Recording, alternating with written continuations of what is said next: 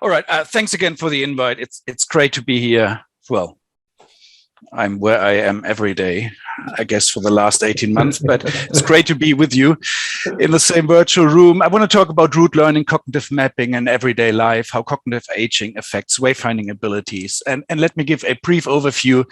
I want to start talking about route learning and route knowledge, and I would like to convince you that route learning is much more interesting to study than you might think, because route learning and route knowledge is not just about stimulus response associations, but what we learn is a much more integrated representation of space that also allows for flexible navigation behavior. I will then talk about the effects of cognitive aging on route learning, and how we can use route knowledge more flexibly, for example, to retrace route, to join routes that we've learned before, and to integrate routes, which you may want to call cognitive mapping or developing a cognitive graph. And then finally, if I've got time, I want to talk about how older adults experience and cope with declining navigation abilities. So this would be a qualitative study. I'm getting more and more excited about qualitative research, and you wouldn't really know this if you look at the work that I've done so far. But this study in particular has really motivated me to talk more to older people rather than to just bring them in the lab and test them, and to see what their experience are of living with declining navigation abilities and how they cope with that. So a little bit of background. Route navigation is the most frequent navigation task. If you think about your daily commute to work, if you think about your trip to the shops, most of the navigation tasks we do on a daily basis are really following well-known routes, yet our understanding of route learning strategies, the underlying memory mechanisms, how route learning strategies interact, is very limited. And typically, route knowledge is simply conceptualized as stimulus response association. So a stimulus would be a landmark or a place, and the response would be the required movement direction, or as a sequence of turns, such as left, right, straight, for example. However, there are a couple of priming studies by Karin Schweitzer and Victor Shinasi that suggest that neighboring intersections are quite closely linked, and which suggests that route knowledge is more complex than simple stimulus response association, and it contains at least implicit knowledge of the sequence of landmarks, places, and movement directions that are required. So as I said before, what I want to do today is I looked through my publications, and I thought, wouldn't it be nice to bring a few of these results together rather than to present just single studies in great detail. So I'm going to go over 7 or 8 different experiments, and I gloss over most of the experiments, just going to talk about 2 studies in a bit more detail. So if you have any questions, please feel free to interrupt me at any time. So the questions for today is, what is route knowledge to start with? How can route knowledge support flexible navigation behavior, or can it support flexible navigation behavior? And how does cognitive aging affects route knowledge and its flexible use?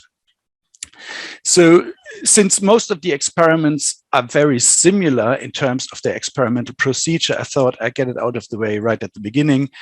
So you're going to see experiments in which we ask participants to navigate along routes with 4 to 24 intersections. So the shortest route in one experiment was 4 intersections, the longest route 24 intersections.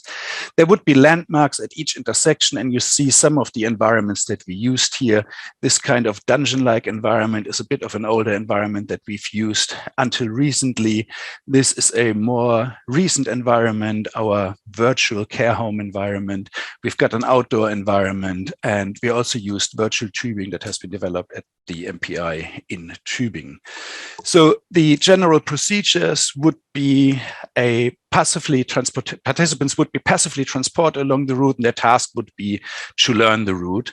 And then the video or the simulation would be stopped at each intersection, and participants have to report the direction in which the route continues. So typically left, right, straight.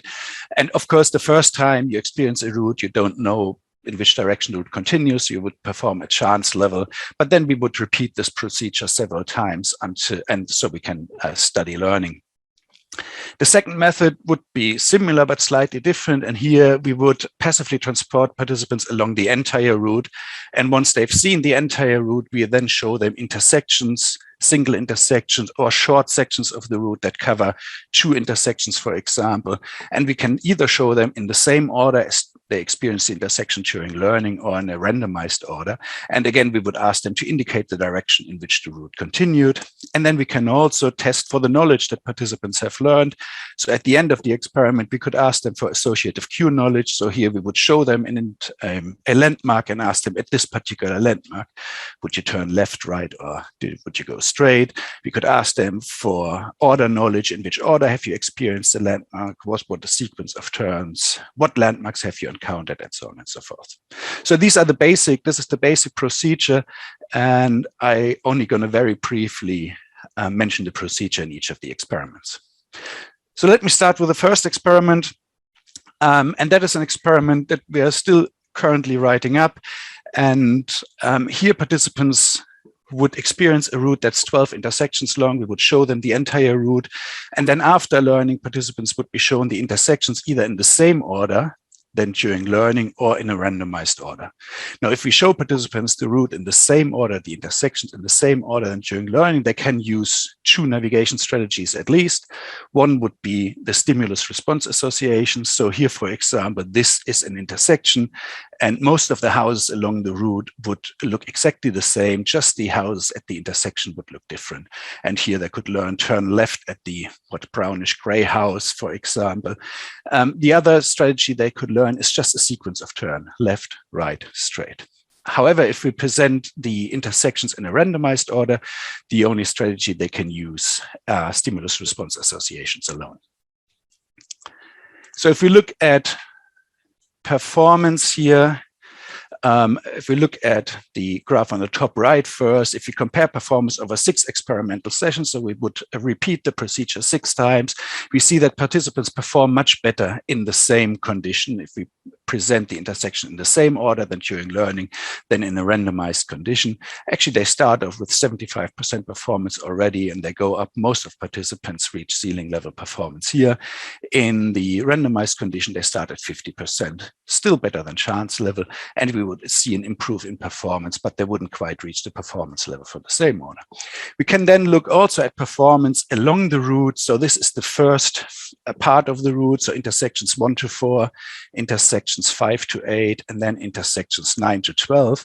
And here we do see that participants in the same condition particular benefit early on in the route. Here, almost all participants get 90 to 100% performance.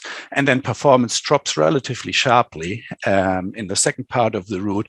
And the third part of the route, performance is very similar to the random route. So having access to at least 2 navigation strategies seems to help, particularly in early parts of the route. So disrupting the relative order of intersections seems to affect performance, particularly early on in the route, which demonstrates that there are 2 navigation strategies that seem to interact.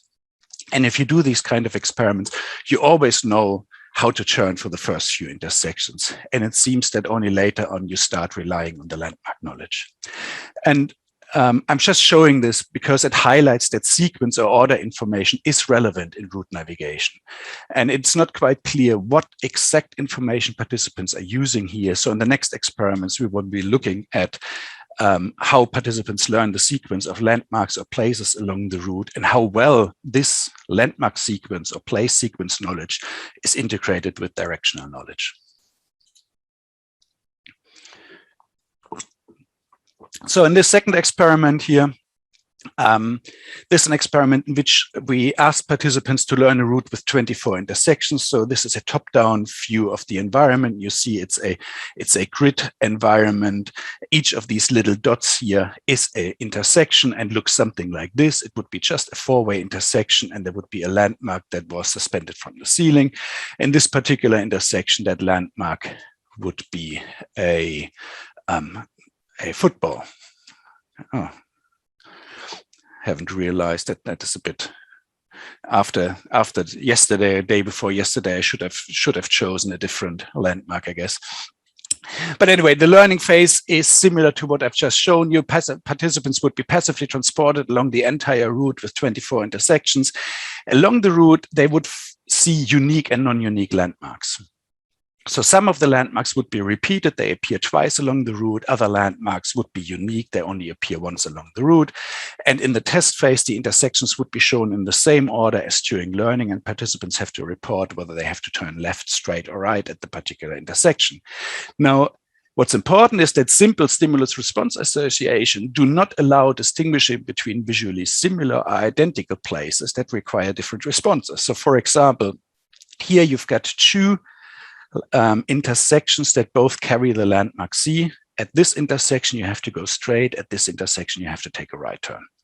So if the only thing you remember about the route is an association between the stimulus and the response, you shouldn't be able to distinguish those two intersections. So if we look at the data, we do find that participants perform better at the non-unique intersections, at the unique intersections or intersections with unique landmark as compared to intersections with non-unique landmarks. However, even at the non-unique intersections over the course of the experiment, participants reach 90% performance level. So participants are clearly able to tell those two intersections apart, even though they carry the same landmark. So there are performance differences between unique and non-unique intersections, and we believe this is due to interference, because at the non-unique intersections, you have to associate a different response with the same stimulus, which should lead to interference. However, participants will have some form of order knowledge in order to tell these two intersections apart. So they could remember, for example, turn right at the first football and go straight at the second football. Now, in the next experiment, we wanted to see how much information people can really retain about the order of landmarks and the directions that they have to take at these different landmarks. So it's a similar experiment. Again, it's 24 intersections along a route. Participants are passively transported along the route. And in the test phase now, they see short sections of the route that cover two intersections. So they would see a video that passively transports them along an intersection with a landmark K, and then they approach an intersection with a landmark G. And here the video would stop, and participants would have to tell us whether to turn left, right, or straight at this intersection.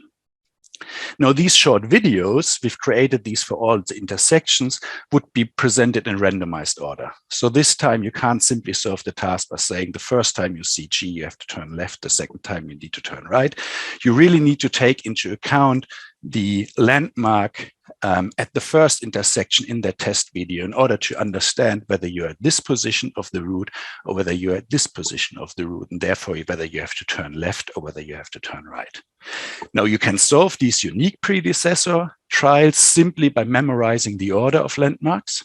So if you see first K and then G, you know that you're at this part of the route. If you first see F and then G, then you know that you're at this part of the route. However, we also created pairs in which two neighboring landmarks would be identical. So you would first come across a landmark C at intersection 1 and then a landmark D at the second intersection. And the same is true for a different part of the route. Now, the only way you can distinguish those two situations is by realizing and memorizing that in this situation, you have turned right at C, and then you approach D. And in this case, you went straight at C before you arrived at D. So non-unique predecessor trials require that participants understand the movement direction at the last intersection, the predecessor intersection. So we were predicting that participants should be able to learn this, but we were very skeptical that participants would be able to understand that since they turned left at the last intersection rather than right, they now need to be at this place in space rather than this place in space. But the data actually supports this. So we find good overall performance for both the unique predecessor trials and the non-unique predecessor trials. And importantly, there were no performance differences. So this really demonstrates that route knowledge is much more complex than just simple stimulus-response associations. It demonstrates that neighboring places are tightly linked and that these links encompass not only landmark order information, but also directional information. So this is already a quite integrated representation of space. Now, let me just very briefly summarize this before I go on to the aging part. So I hope that I can convince you that root knowledge is more complex than simple stimulus-response association, that root knowledge tightly links neighboring places, intersections, and directional information. And this type of representation is best described as a series of stimulus-response-stimulus associations or place-action-place associations. Now, the interesting thing about place-action-place associations is that they allow for predicting the next landmark, next places based on a behavior. So if you're at place A and you choose action A, you know that you're going to get to place B. So this is like a tiny world model. Right? And that is an ideal building block for embedding single decision points into integrated representation of space. So if you have knowledge that if from A over X you get to B, and from C over X you get to D, these are perfect building blocks to integrate those two representations into an integrated representation of space, which you may call cognitive map or cognitive graph. And they should also allow for more flexible navigation behavior than simple stimulus-response associations. Stimulus-response associations should really only allow you to navigate the route in one particular direction.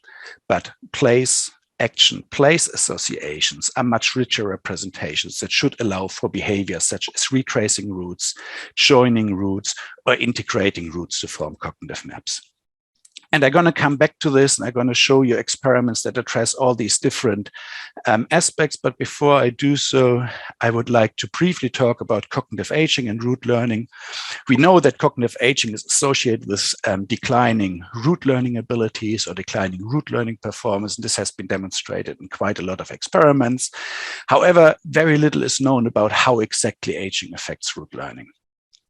We've run a couple of experiments, Stefan Hartmeier, Ramona Kreshik, and Chris Hilton, in which we looked at control of attention. So in some of these experiments, we looked at attention engagement. So these were experiments in which participants had a secondary task, and their task was to respond to an auditory stimulus like a little beep by pressing a button as soon as possible. And the prediction here is that if older adults have more problems with controlling attention and engagement, then we should find that they don't modulate the response times with which they respond to these auditory stimuli, as well as younger participants. If these auditory stimuli were presented just before you enter an intersection or at an intersection, at a navigation irrelevant situation, participants should be very focused on the primary task, the route learning task. It should take them longer to respond to the auditory stimulus as compared to a situation where you present the auditory stimulus between decision points when there is no navigation irrelevant information to be taken up. However, we did find in this particular study, and Chris has replicated this in his study, that old as well as young participants modulate their attention engagement equally well, and they respond much slower to the secondary task if they are at the navigation irrelevant situation in the environment as compared to, let's say, a corridor. We have also done a couple of experiments in which we recorded eye movements, and this is an experiment where participants had to learn routes, and there were two landmarks at each intersection. One landmark would be unique, the other landmark would be non-unique, and then the landmarks could be either salient or non-salient, and this was crossed. And here again, we thought that older adults may be more easily distracted by salient landmarks and would have a harder time focusing on the navigation irrelevant, the unique object. And so we had these looming interest areas, and as you approach the intersection, you see how gaze shifts from one interest area to the other interest area. So this would be pretty much a fixation, a saccade to the other interest area, fixation, saccade to the other interest area, and so on and so forth. But again, we found that both young and older participants shifted their attention towards navigationally relevant information equally well. And Chris has then run a route learning study in virtual tubing, in which he also recorded eye movements.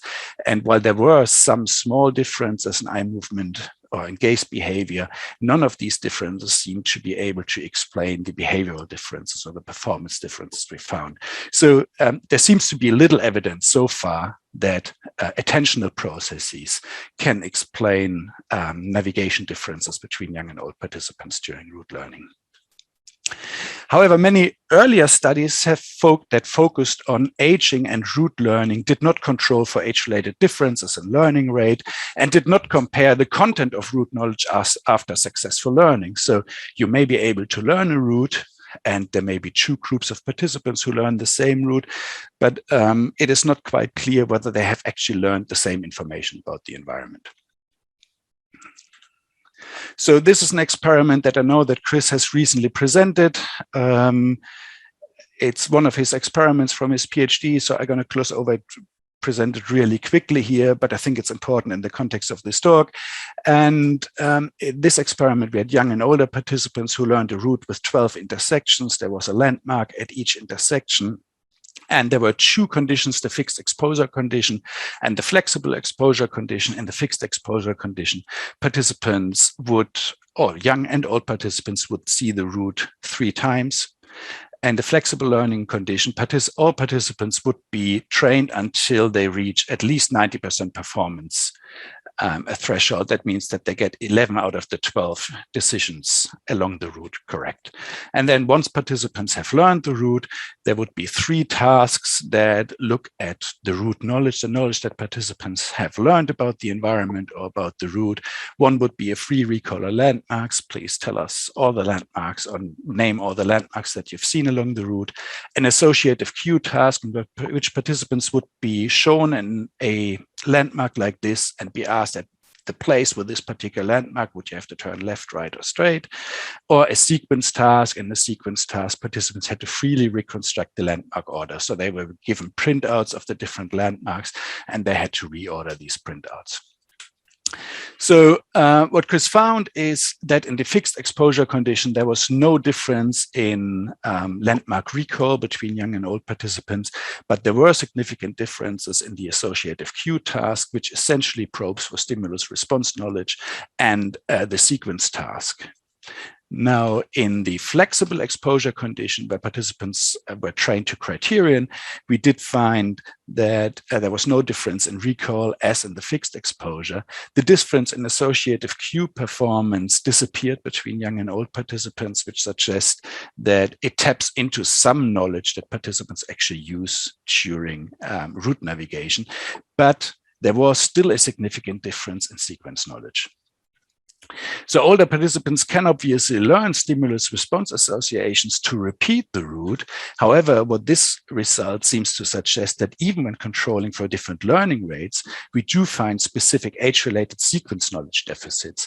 And in the context of this talk, this may be a difference in action-place associations. So the question is, do older participants learn stimulus response associations, but they don't form integrated route knowledge such as stimulus response stimulus associations? Now, just to sum this up, there was weaker route learning performance in older adults. We find this in most of the experiments. In the experiment I've just mentioned, we did find specific age-related deficits in landmark sequence knowledge. However, we do find similar zero position curves between age groups. So you've got your younger participants in the fixed exposure and the flexible exposure condition here, older participants in the fixed exposure and the flexible exposure condition.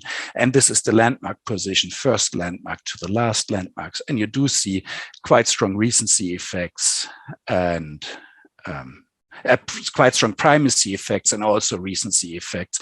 And these curves between young and old participants look very similar. It just seems that the curves are shifted down a little bit in older participants.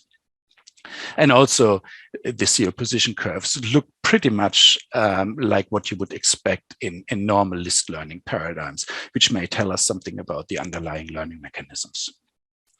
Our explanation for this particular finding was that limited resources in older adults and attention prioritization may lead to performance differences. So older adults prioritize the learning of landmarks and directions over the learning of sequence or the integration of sequence into their route knowledge.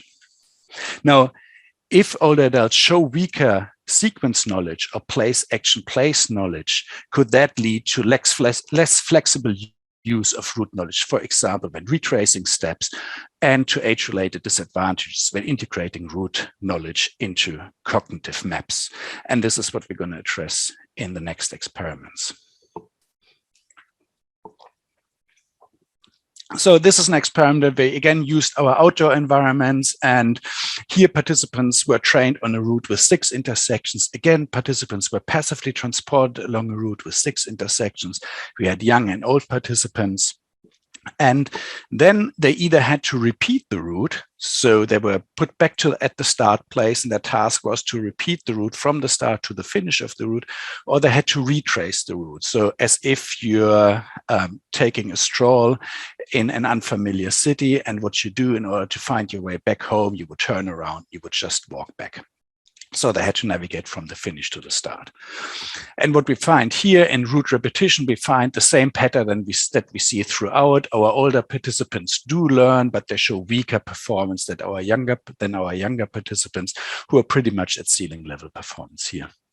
For the retracing task, however, we find that our young participants do increase over the course of 3 experimental sessions.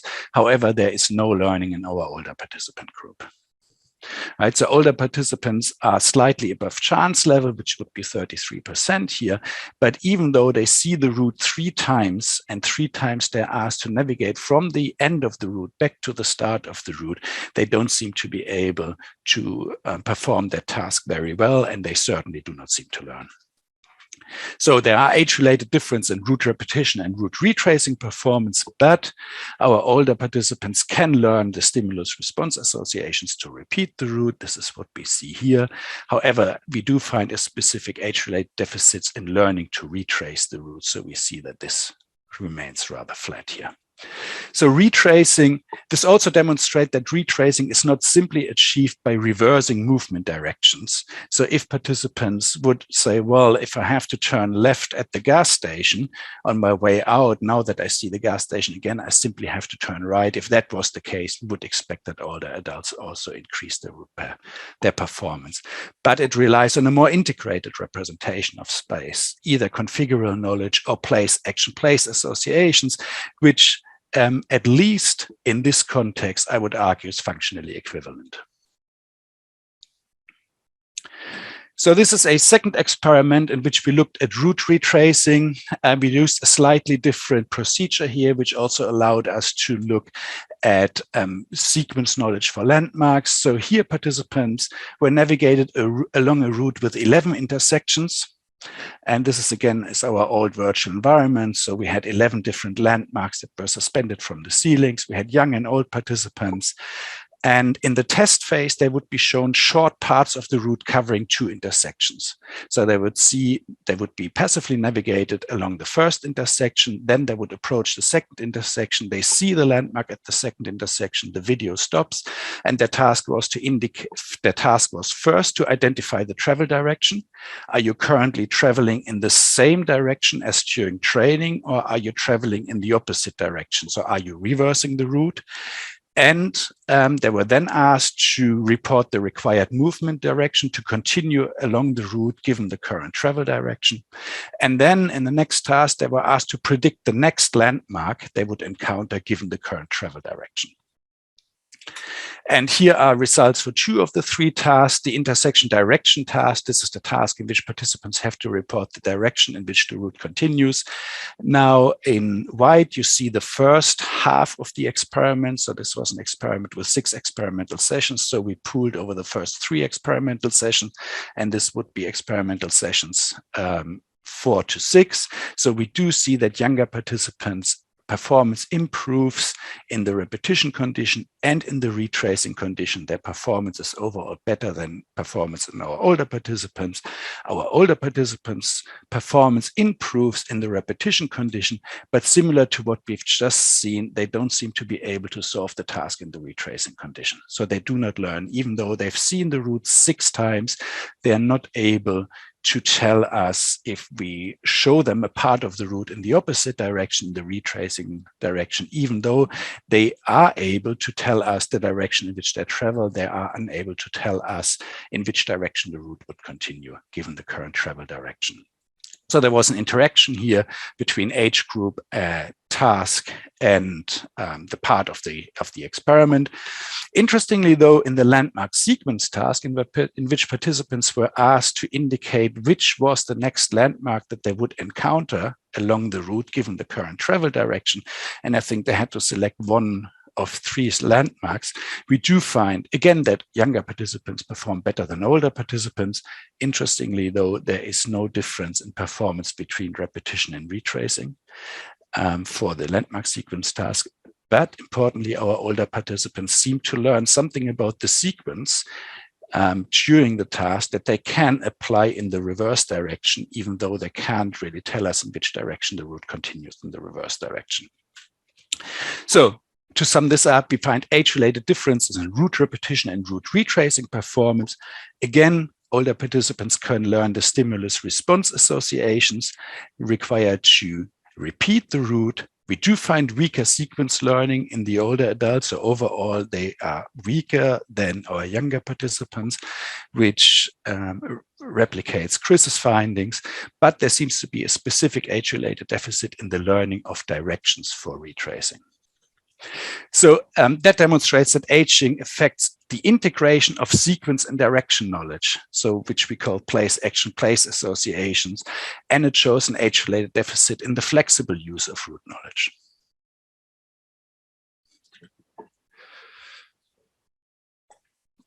Another way in which you can flexibly use route knowledge is to join a route. So imagine a situation where you're new in a town, for example, and you know a couple of routes, and you may have encountered this. Sometimes you're navigating through the environment and you see, oh, that is on my route from A to B, right? And once you make that realization, you can join a route that you've learned before.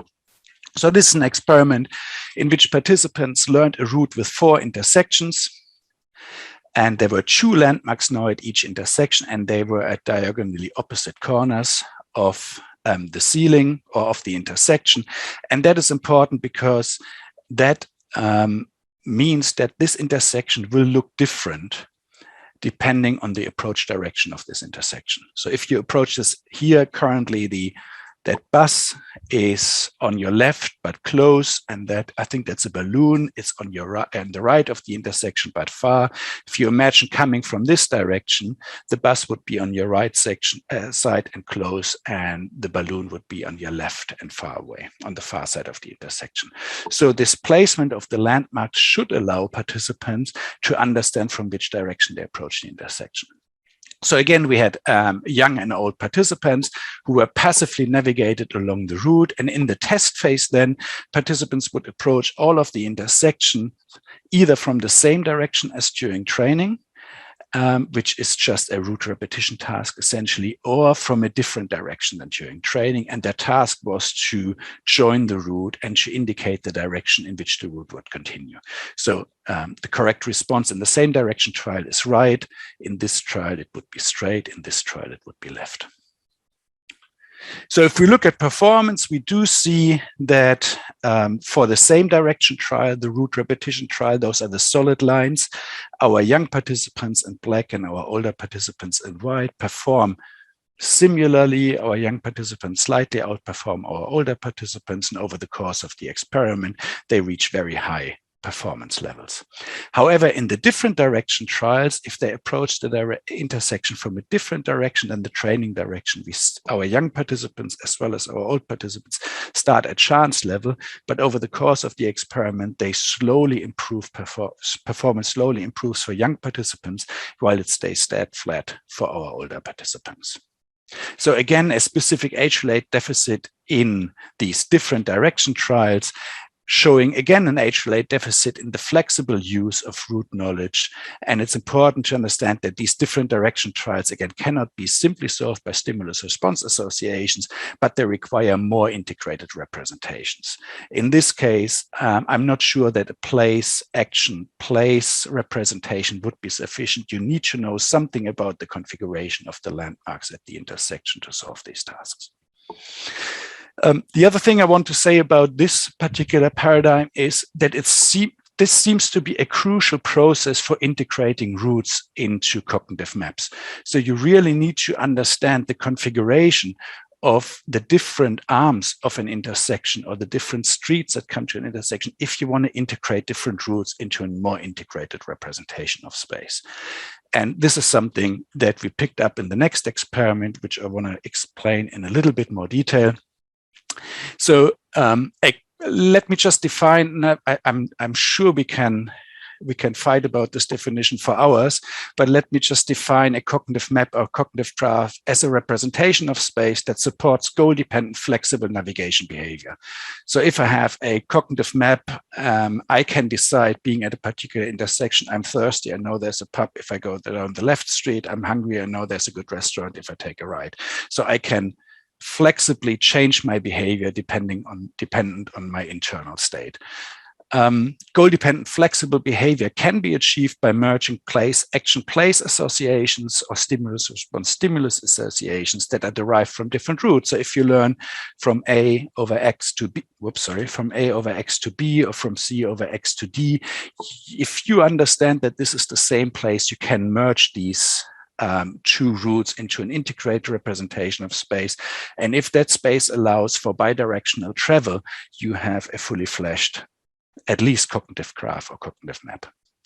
So since we know that cognitive aging affects sequence knowledge as well as the flexible use of place, action, place associations, we would expect that it also affects route integration. And this is what we tested in this next experiment.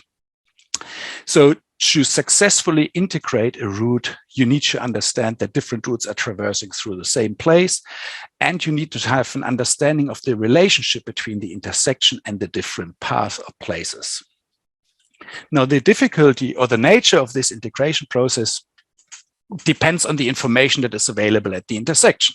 So if that intersection looks exactly the same, no matter from what direction you approach that intersection, then you require a full understanding of the exact spatial relationships, the configuration of the route segments to integrate these different routes into a cognitive graph.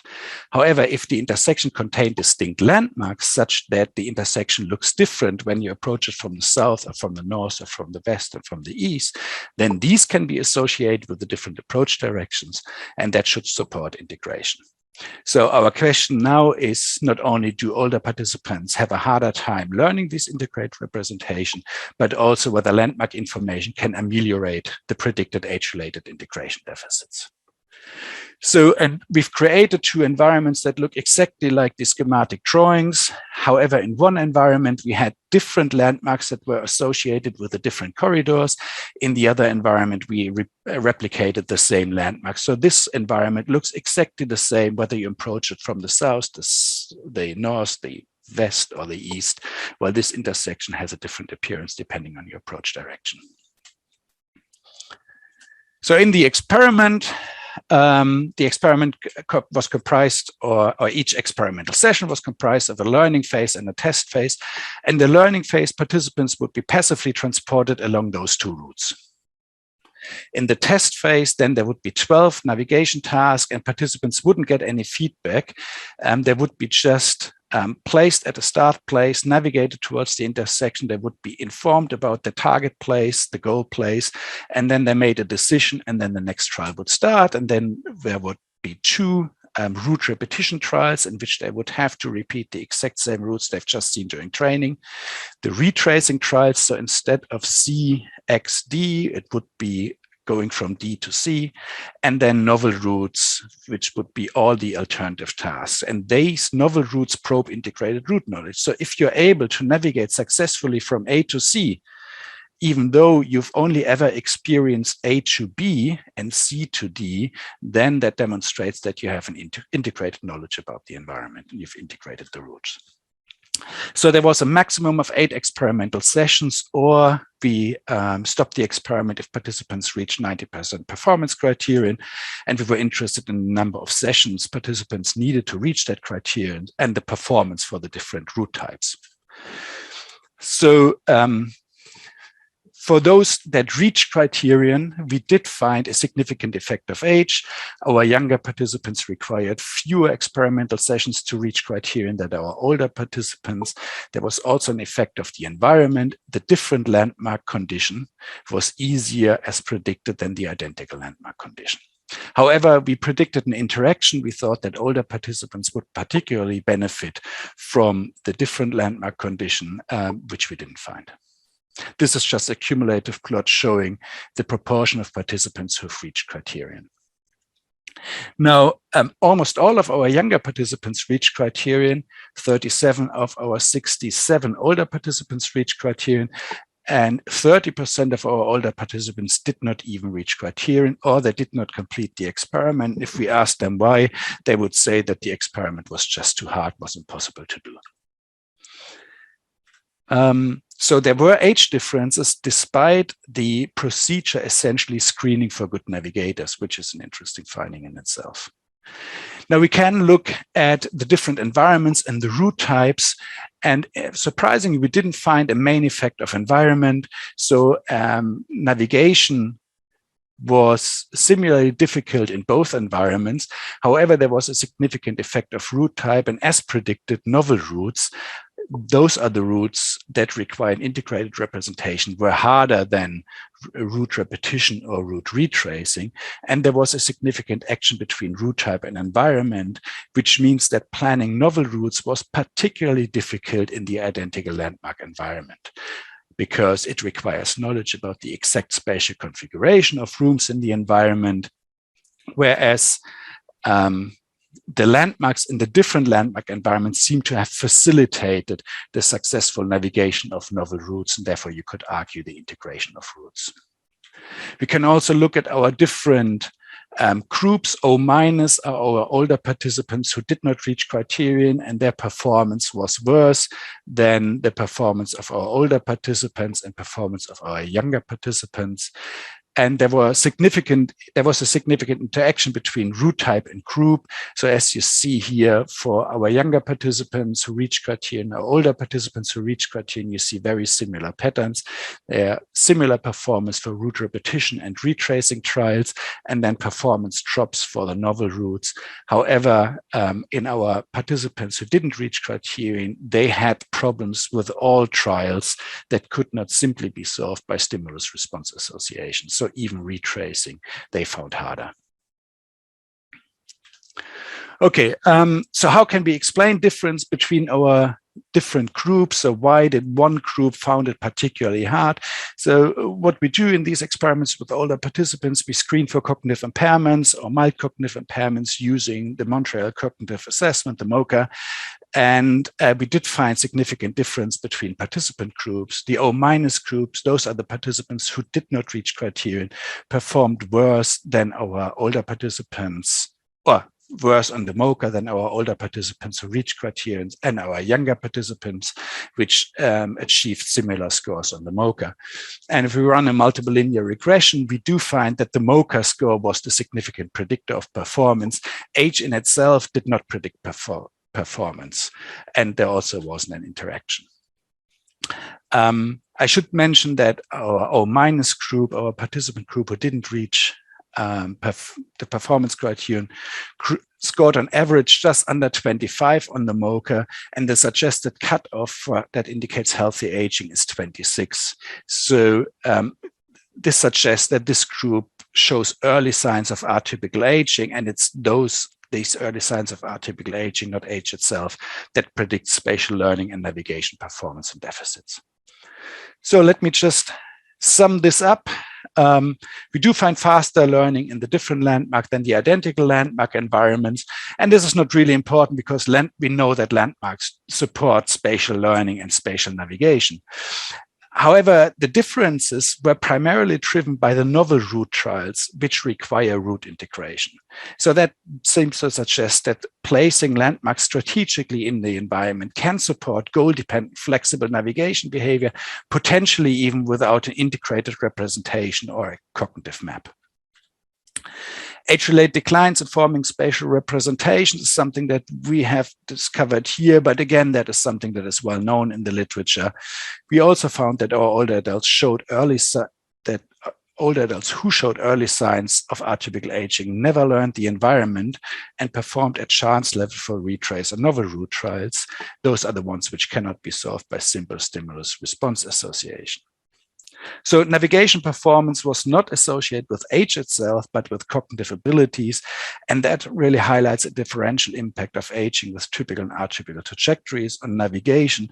And it also suggests that we need to carefully consider how we screen older participants, what screening tools we need, and what cutoffs we use to avoid the overestimating of the effects of healthy aging, because I'm pretty sure we have overestimated the effects of healthy aging in quite some of the studies that we've presented here, because there are different cutoffs in the literature, and some of these cutoffs are as low as 22 or 23, and we've used lower cutoffs than we have used in this experiment.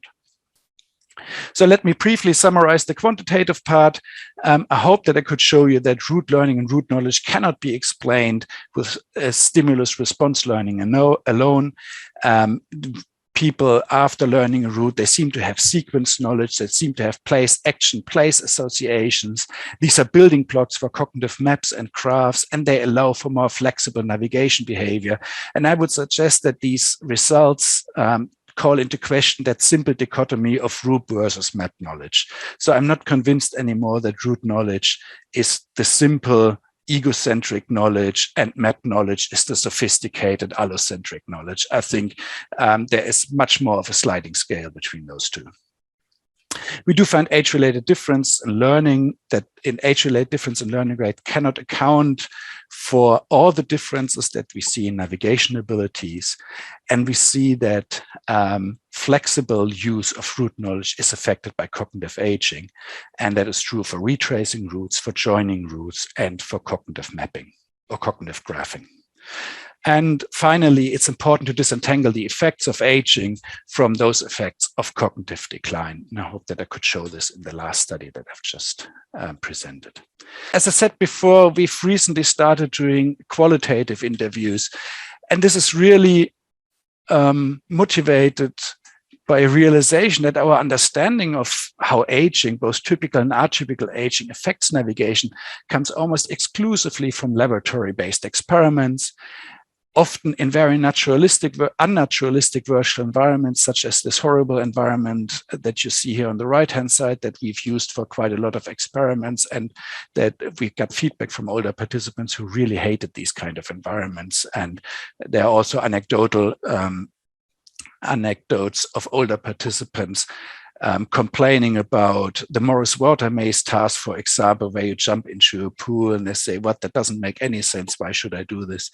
But anyway, these experiments often happen in unnaturalistic virtual environments, and we often focus on very specific navigation mechanisms and strategies. We want to tease apart allocentric from egocentric. We want to tease apart all these fine details.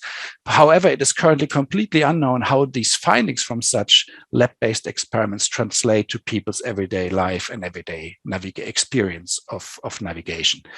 So this is a study that was carried out by a couple of master students, and we have since taken over. We've just received a little bit of funding to rerun the study with a slightly bigger scope. And the question here is, how do people experience living with declining navigation abilities, and what are the kind of coping mechanisms and coping strategies that they use? So we've run semi-structured interviews, telephone interviews with 16 older adults, around 70 years old. The questions we explored: how do people live? How do they get around? What is their experience of orientation and navigation in both familiar and unfamiliar environments? Do they feel that their navigation abilities have changed over the last years or decades? And we rated participants' memory difficulties with a subjective cognitive decline questionnaire. And all of the participants reported subjective memory complaints. And then data was analyzed using thematic analysis. And we found 3 themes. And the first theme we call drivers of behavior that underpinned the participants' experience and actions. And then we have avoidance strategy and active strategies that participants employed in order to manage wayfinding and navigational tasks within their environments. So let's talk about the first theme, drivers of behavior. Participants talked about the cognitive, physical, and psychosocial factors that influence their behavior, and they were very aware that their abilities have changed. And the most important factor was the fear of being lost. All participants report experience of being lost, and all but one found these experiences distressing, and they used words such as irritating, panicky, anxious, and stressed out.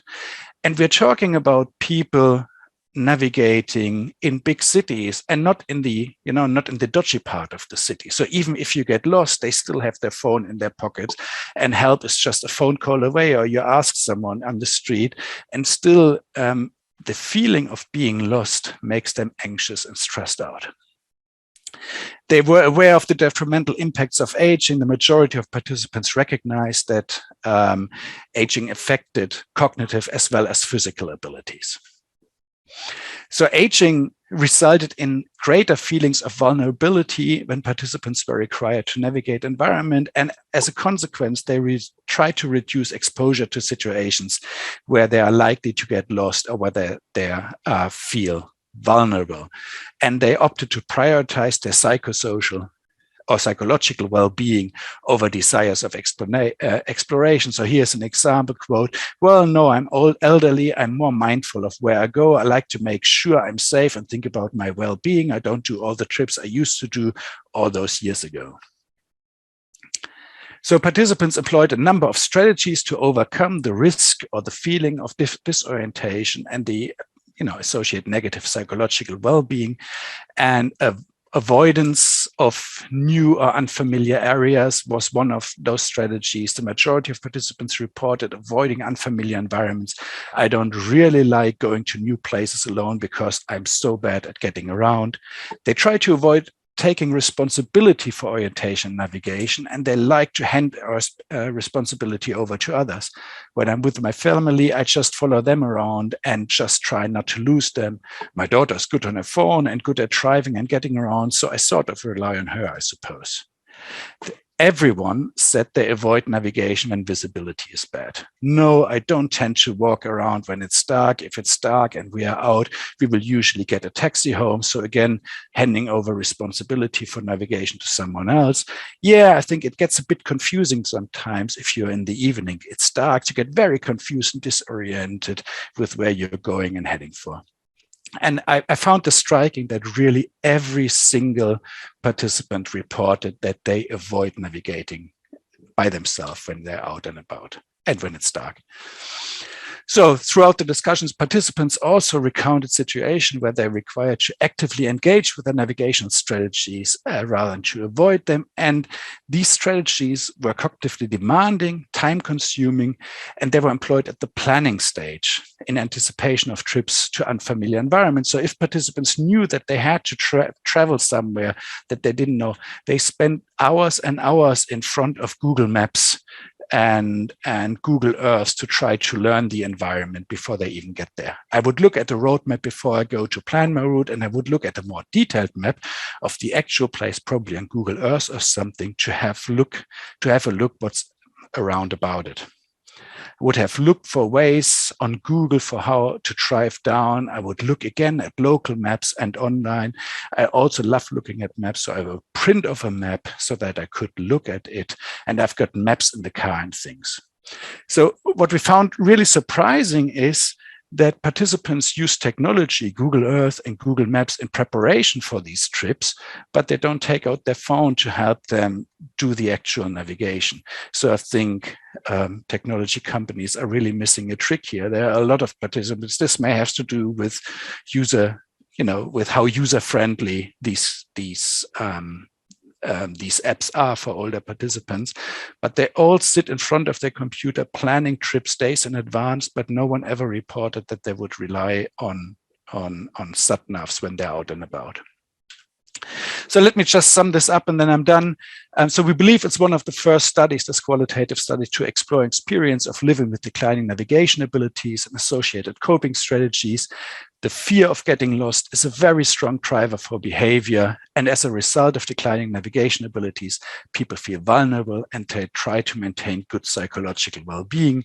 The avoidance strategy is the go-to strategy. Avoid any situation which may be disorienting. Avoid taking responsibility for orientation and navigation. And people are prepared to give up independence and accept that the world is getting smaller to avoid psychological harm associated with getting lost. And this reminds me very much of the shrinking world discussion in dementia. So in dementia research, people are talking about a shrinking world. As your cognitive abilities decline, your world gets smaller and smaller and smaller. And at the end, you're just bound to be in your house essentially, or in your care home. And it seems to be something that people are prepared to accept because the fear of getting lost is so strong. And that's me. Thank you very much for your attention. And I want to thank all of my collaborators as well.